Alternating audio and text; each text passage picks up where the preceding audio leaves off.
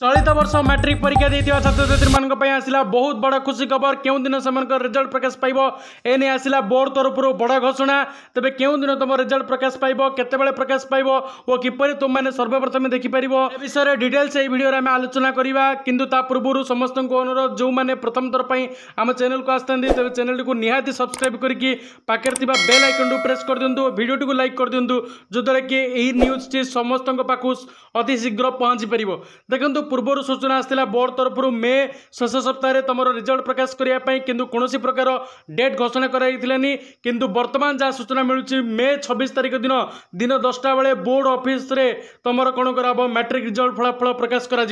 तेणु समस्त पिला माने BScOdisha.nic.in यही वेबसाइट माध्यम सर्वप्रथम से रिजल्ट देखिपारे कि व्हाट्सएप जोगे रिजल्ट को जगै दिज्व